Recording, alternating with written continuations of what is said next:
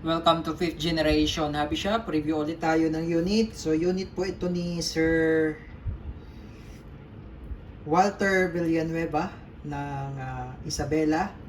So ito po ay WE High Kappa T-Rex semi-automatic. Airsoft pistol gas blowback. So may libre na po siyang gas. Green gas, pop dyno, standard power. Then additional order ni Sir na isang tangke. And then, may libre na rin po siyang bala. 0.23 grams, 4,000 pieces, 4,000 shots. May libre na rin siyang silicone oil.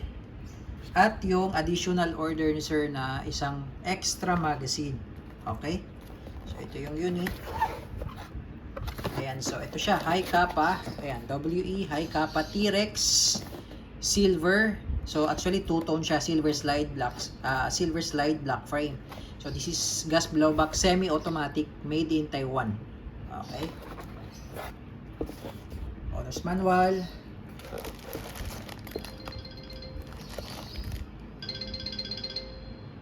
So ito po yung unit, sir. High Kappa T-Rex semi-automatic. Ganyan nyo. Made in Taiwan. Tingnan nyo yung markings. Tapos naka fiber optic sight na siya. Adjustable yan, sir. Elevation. Okay. Tapos yung sight niya sa front fix. Naka fiber optic sight sa green. Yan. Naka wet barrel. Tapos pwede mo siyang lagyan ng flashlight. Accessories. Naka staple grip, naka magwell, beaver tail safety. Tapos, ambidextrous na yung manual safety. Yung magazine niya, sir, 30 rounder capacity yan. Green gas. Tapos, may kasama siyang plate. Ito yung mounting plate pag gusto mo siyang lagyan ng red dot optic. Natatanggal kasi itong iron sight niya. Yan. So, check natin yung safety, sir. So, ma-activate mo yung safety kapag kinasa mo. Yan. Kinasa mo siya. Save. Safety off. Okay. So, working si sir ngayon. Naka-safety off siya, sir, di ba? So, pag kinalabit ko yan, syempre gagalaw yung hammer. Ngayon, pag hindi nakadiin to at kinalabit ko, sir, hindi rin siya puputok. So, kailangan kasi itong diinan, sir. Yan. Beaver tail safety yan. Diba? Pag hindi yan diniinan, kahit anong kalabit mo dyan, hindi rin siya puputok. So, yun yung secondary safety niya, yung beaver tail. Yan, dual safety kasi yan. So, sa mga totoong baril, meron din ganun. 1.1 scale naman siya. Yan. So, ayan sir, ganun kaganda ang T-Rex. Nasa 350 to 360 EPS. Yan. Okay. So, lagyan natin ng gas sir, at saka nga pala, higpitan ko lang yung mga valve niya, sir. Tapos, good to go na tayo. Testing tayo. So, ito yung magazine niya, sir. So, luluwagan ko lang muna, sir, para lagyan ko siya ng oil. Para mag-absorb yung oil. So, ito yung silicone oil. Ito po yung basic maintenance po ng ating mga airsoft pistol.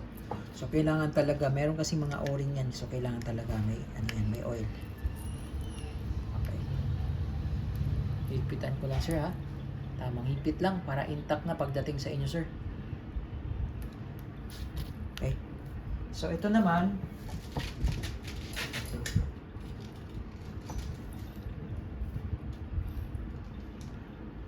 ito yung mag base niya. O yung base pad niya, may lock po yan, sir. So, sundutin mo lang yan. Pangalawa, dito mo makikita ngayon yung screw tsaka yung inlet valve. Ayan. So, luluwagan ko lang. Lalagyan ko ng oil. Konti lang.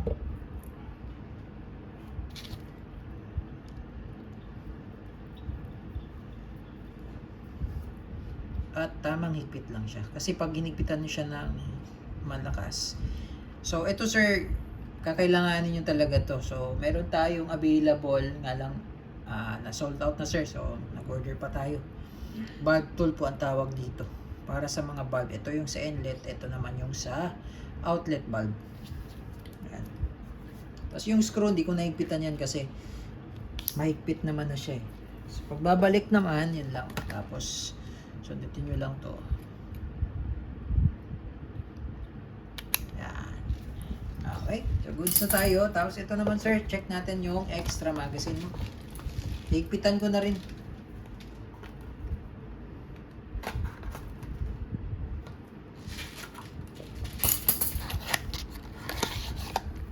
Yan. Okay. So, higpitan ko na rin po ito. Parehas nating itetest itong dalawa.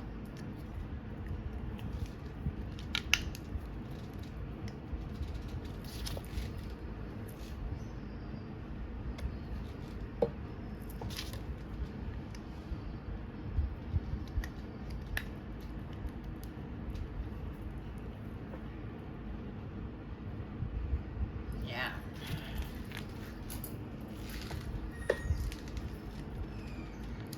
Papakita ko lang sa video para pag kayo naman sir ang mag-maintenance ng inyong airsoft, at least alam nyo na, di ba? Yan lang naman ang basic sa mga magazine kasi syempre gas blowback, gas powered siya. So kailangan yung mga o-ring yan, may mga o-ring kasi yan sir.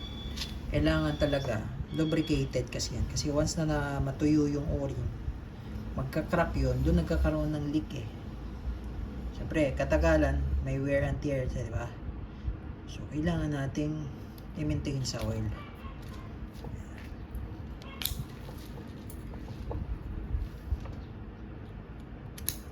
Okay.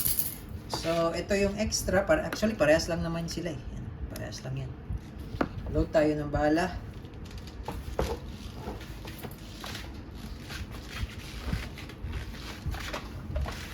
So, bali sir, yung capacity ng inyong magazine ay 30. 30 yan. 30 ang laman nito. Pero ang recommendation ko lang talaga is kalahati. Okay. 15 lang para yung spring yan. 2, 4, 6, 8, 10. Yan. Pagkalahati lang, yung spring hindi siya compress. So, alam naman natin, pag babad yan, naka-compress yan siya dyan, no? Tapos babad. Matagal lumalambot yung spring. So, hindi maganda yung malambot yung spring. So, mas maganda, matigas yung spring. Bumabaan talaga. So, kahit kalahati lang, okay na. Yan. So, lagyan natin siya ng marami, sir, ha? 2, 4, 6, 8. Oh, ito, 10. Gawin ko ng mga 14. Kasi, yung karga naman natin, siguro sabihin natin mga dalawang 15 naman, 30 rounder yun bago maubos yung gas eh. Ito, kasi natin gas mo sir. So itong karga ko na 3 to 5 o 3 seconds lang. Ito ha, inverted position sir ha. Yan. Tapos press 1, 1001, 1002, 1003. O 3 segundo lang yan sir ha. Hindi pa yan mauubos sir, yung 15 rounds na yan. Hindi pa yan mauubos yan. Ay sorry. 1, 1001, 1002, 1003. Yan, di pa yan mauubos. 3 segundo lang yan. Pero kapag malamig yung magazine, sir, kapag malamig yung magazine, humihina ang blowback take. No, sir, humihina ang blowback. So, gawin nyo, pahingan nyo lang muna bago nyo gamitin ulit. Okay, so testingin natin, sir.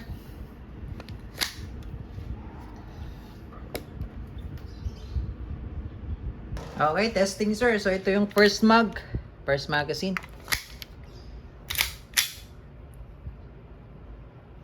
Okay, firing.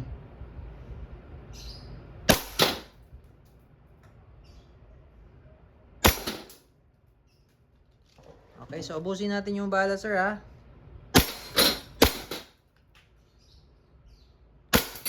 O, hindi ko na muna patatamaan, sir, ha. Papakita ko lang sa inyo, sir. Okay?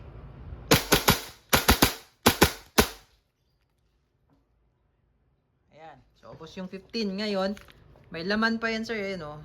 Indicator na may laman pa. matigas yung outlet valve pag pinindot mo. So, hanggang 2 rounds, kaya yan. So, ito naman sir yung second mag. Talpak lang. Tapos, release. Oh. Ganda. Lakas.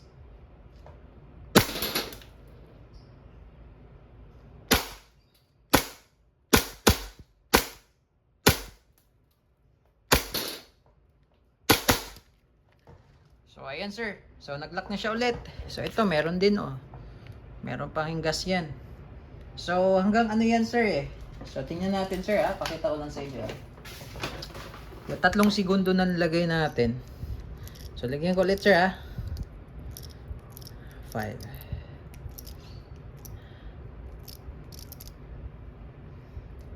So, ito 10 sir, 10.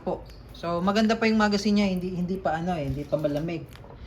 Yan. Pag malamig kasi humihina din ha. Salpak, 10 to sir ha, 10. Oh. 10 yun sir. So, naka 25 rounds na tayo sir. Ayan. Lumalamig na siya. Oh, lumalamig na. Unti-unti siyang lumalamig. So, lagyan natin ulit ng 10 sir.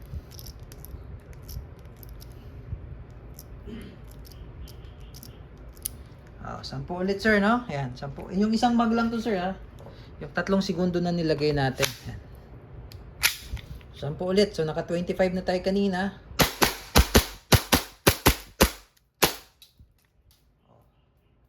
So, naka 35 shots na tayo. Yung 3 segundo lang. 35 shots na sir, no? Ayan, medyo lumalamig na siya, oh. So, 10 ulit. 35 shots na yun.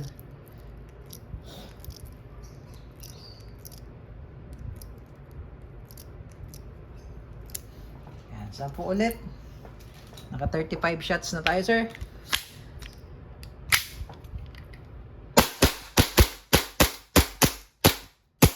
Ayan, humihina na siya ng konti. So, naka 45 shots na tayo, sir. 45 shots. Sa 3 segundo lang yun, sir, ha. 45 shots.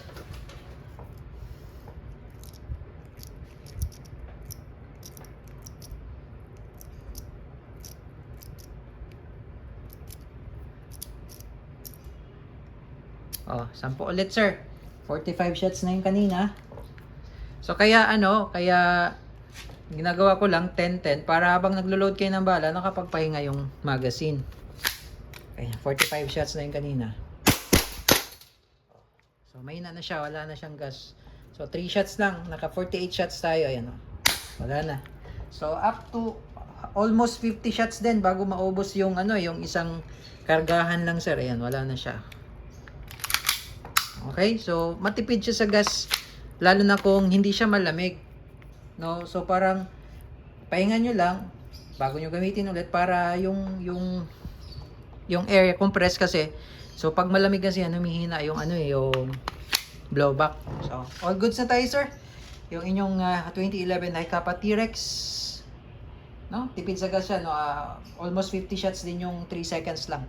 Okay, so yun lamang po, sir. Thank you. Okay na po ang inyong unit. Hi-Capa T-Rex Airsoft Pistol. Lakas yung recoil niya. Malakas talaga. Blowback. Okay, yun lamang po. Thank you and have a nice day.